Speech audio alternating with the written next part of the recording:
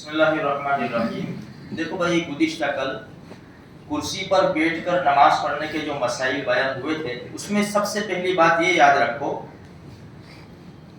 کہ اگر انسان سجدہ کر سکتا ہے اور کسی بھی ہیئت کے اوپر، یعنی کسی بھی صورت میں زمین پر بیٹھ سکتا ہے، کیا دو زانوں بیٹھے، ایک زانوں بیٹھے، آلٹی پالٹی مار کر، یعنی ہماری زبان میں پلاچھی مار کر، یا عورتیں جس طرح نماز پڑھتی ہے دونوں پیر ایک سائڈ نکال کر، جس طرح بھی زمین کے اوپر اگر وہ بیٹھ سکتا ہے تو زمین کے اوپر بیٹھ کر ہی اس کو نماز پڑھنا ہے، کیونکہ وہ سجدہ کر سکتا ہے، سجدہ کر سکتا ہے، سجدہ کرنے کی اس کی طاقت ہے، تو زمین کے اوپر بیٹھ کر وہ نماز پڑھے۔ کسی بھی صورت میں بیٹھ سکتا ہو تو اس حالت میں کرسی پر بیٹھ کر نماز پڑھنا جائز نہیں ہے۔ ہاں، دوسرے نمبر کی بات، اگر وہ زمین پر کسی بھی صورت میں نہیں بیٹھ سکتا تو پھر کرسی کے اوپر بیٹھ کر نماز پڑھے۔ اگر وہ سجدہ کرنے کی طاقت نہیں ہے اس کو، جسے گزشتہ کل بتایا کہ جس کو سجدہ کرنے کی طاقت نہیں ہے تو اس کے اوپر قیام فرض نہیں ہے، وہ کرسی پر بیٹھ کر نماز پڑھے۔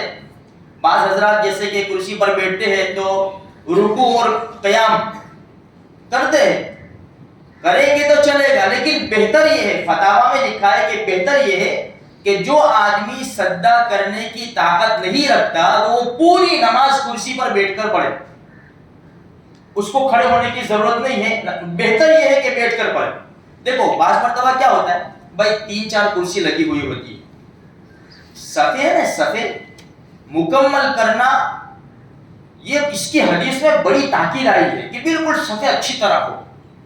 اب 3-4 کرسی لگی ہے، کوئی بیٹھا ہے کوئی کھڑا ہے، کوئی بیٹھا ہے کوئی کھڑا ہے، اس میں کیا ہوگا؟ صفوں کا میزان نہیں رہے گا، لگے گی نہیں صف۔ بھائی بیٹھ جائے کرسی پر، بیٹھ کر جب شریعت اجازت دیتی ہے تو کھڑے ہونے کی ضرورت نہیں ہے، کرسی پر بیٹھ کر نماز پڑھے۔ دیکھو گزشتہ کل میں نے ایک مسئلہ بتایا آپ کو کہ بھائی جب انسان کرسی پر بیٹھ کر نماز پڑھے تو رکوع کی حالت میں، سجدے کی حالت میں اور اتحیات کی حالت میں یہ ران کے اوپر ہی ہاتھ رکھے گا، یہ ہاتھ اس طرح آگے ہوا میں نہیں نکالے گا۔ یہ لاک ڈاؤن سے پہلے مولانا خالد سیف اللہ رحمانی جو حیدرآباد کے بہت زبردست مفتی ہے اور ان کی تحقیقات بڑی زبردست ہے، وہ آئے تھے، علماء کا پروگرام تھا ایک ہوٹل کے اندر، تو جب ظہر کا وقت ہوا تو وہ نماز پڑھ رہے تھے، تکلیف تھی ان کو، کرسی پر بیٹھ کر نماز پڑھ رہے تھے۔ میں نے دیکھا کرسی پر بیٹھ کر وہ سنتیں پڑھ رہے، میں ان کے پاس جا کے کھڑا ہو گیا اور میں نے ان کی نماز دیکھی، تو انہوں نے یہی کہا، یعنی اسی طرح نماز پڑھی کہ ہاتھ کو آگے نکالا نہیں، ہاتھ کو یوں ہی رکھا، رکوع کی حالت میں، سجدے کی حالت میں، اتحیات میں تو یوں رکھیں گے۔ اچھا، صرف دیکھا نہیں، نماز کے بعد میں نے ان کو پوچھا کہ حضرت یہ سجدے کی حالت میں بعض لوگ جو آگے ہاتھ نکالتے ہیں، اپنے پیر سے آگے ہاتھ ہوا میں رکھتے، کہ نہیں ایسا نہیں ہو سکتا، اور دوسرے میں نے جتنے بھی فتاوی میں دیکھا اس میں یہ صورت ہے ہی نہیں۔ جیسے میں نے آپ کو کل کیا بتایا کہ نبی کریم صلی اللہ علیہ وسلم کا پاک ارشاد ہے کہ 7 ہڈیوں کے اوپر سجدہ کیا جاتا ہے، ایک پیشانی، اس کے ساتھ ناک آ گئی، دونوں ہاتھ، دونوں گھٹنے اور دونوں پیر۔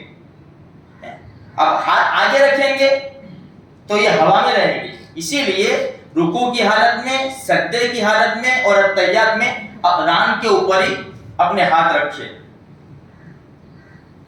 دیکھو اب بعض مرتبہ ہم کرسی پر نماز پڑھتے ہیں لیکن آگے کوئی چیز رکھتے ہیں، تو مفتیان کرام نے فرمایا کہ آگے کوئی چیز رکھنے کی ضرورت نہیں ہے، رکھ لی تو کوئی حرج کی بات نہیں ہے، لیکن بہتر یہ ہے کہ آگے کوئی چیز، اس میں نبی کریم صلی اللہ علیہ وسلم نے ام سلمہ رضی اللہ تعالیٰ عنہ کی ایک حدیث بھی ہے جو مفتیان کرام نے یعنی حوالے میں دی ہے، اور دوسری بھی ایک حدیث ہے، دونوں میں تطبیق بھی دی ہے۔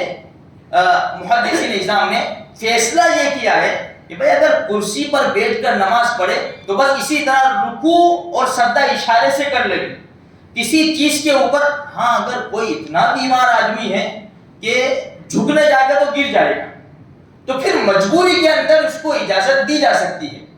اور ایک بات یاد رکھے، جب انسان رکوع کرے گا، سجدہ کرے گا بیٹھ کر، بہت زیادہ نہ جھکے کہ یہ سرین یعنی کولے یہ پیچھے کے اونچے ہو جائے. اتنا زیادہ جھکنے کی ضرورت نہیں ہے. بعض مرتبہ انسان جو عشاء کے بعد نفل پڑھتا ہے نا بیٹھ کر, تو رکوع اتنا زیادہ جھک جاتا ہے کہ یہ پیچھے کی سرین کولے اونچے ہو جاتے ہیں. نہیں, اتنا زیادہ جھکنے کی ضرورت نہیں ہے. بھائی جھکے, اور جتنا رکوع میں جھکے ہیں اس سے زیادہ سجدے میں جھک جائے. بس اس طرح ہم اگر نماز پڑھیں گے. ہاں, میں نے آپ کو بتائی بات کہ بھائی جو سجدہ کرنے پر قادر ہے اور نیچے بیٹھ سکتا ہے تو نیچے بیٹھ کر نماز پڑھے, کرسی پر بیٹھ کر نماز نہ پڑھے. اور جو سجدہ نہیں کر سکتا تو پھر وہ اور نیچے بھی نہیں بیٹھ سکتا تو کرسی پر بیٹھ کر نماز پڑھے, اور رکوع سجدہ اشارے سے کرے, اور قیام نہیں کرے گا تو وہ چل جائے گا. قیام نہیں کرے گا تو چل جائے گا. دوسری ایک بات بھول گیا میں,